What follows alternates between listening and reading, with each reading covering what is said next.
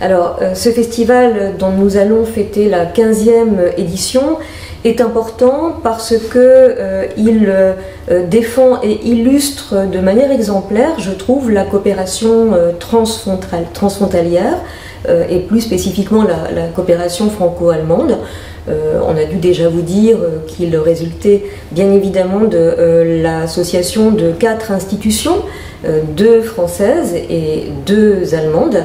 Et en l'occurrence, l'Institut français va jouer pleinement son rôle de passeur entre les deux mondes, entre les deux cultures françaises et allemandes, puisqu'il va prendre à sa charge le coût du transport du public quotidiennement par navette entre Saarbrücken et Forbach.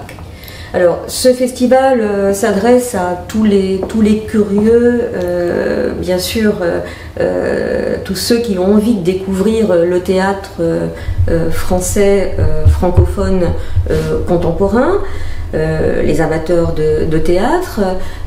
Il est également destiné aux étudiants. Enfin, il intéresse peut-être pas au premier chef, mais il intéresse aussi les étudiants, puisque nous proposons à l'Université de la Sarre un séminaire en relation avec le Festival Primeur et qui chaque année à l'automne fait le plein, puisque les étudiants sont ravis de pouvoir participer à la totalité du festival, non seulement en représentation, mais également aux tables rondes, aux ateliers, et cette année à ce très beau symposium qui est organisé par le Staatstheater. Il est important parce que il va être consacré essentiellement à la traduction, et que le festival s'est précisément développé dans le sens de la traduction.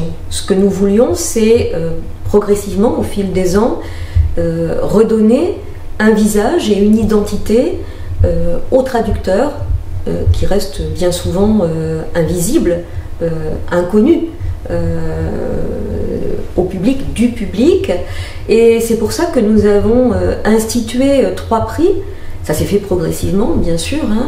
On a d'abord institué évidemment le prix de la meilleure pièce, puis le prix du public, et enfin le prix de la meilleure traduction.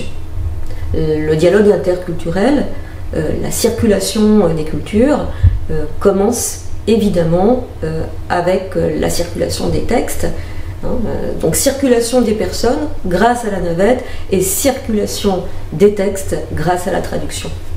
Ce qui m'a profondément ému dans la sélection des textes de cette année, c'est le sentiment de solitude qui est exprimé par la plupart des personnages des pièces sélectionnées, et un sentiment de solitude que nous avons tous ressenti au moment du pic de la pandémie.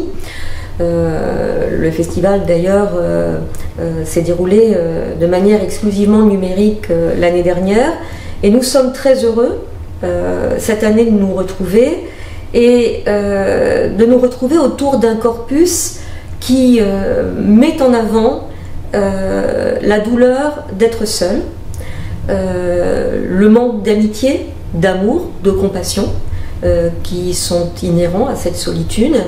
Et j'ai été émue par l'ensemble des textes exprimant cette douleur d'être seul. Je pense que c'est comme la potion magique, ils sont tombés dans la mobilité en naissant, et la fermeture des frontières les a laissés sans voix, et ils redécouvrent que toutes ces libertés qu'ils pensaient acquises, eh bien, en réalité ont été conquises à la force du poignet, et qu'il faut travailler, bien sûr, à les entretenir. Et c'est sous un angle nouveau qu'ils vont participer, me semble-t-il, cette année à ce festival. Ils vont reprendre le chemin d'un vrai théâtre, Ils vont reprendre un bus entre la Sarre et la Moselle, et bien évidemment chacun d'eux va penser, se souvenir que cette liberté qu'il pensait naturelle doit le redevenir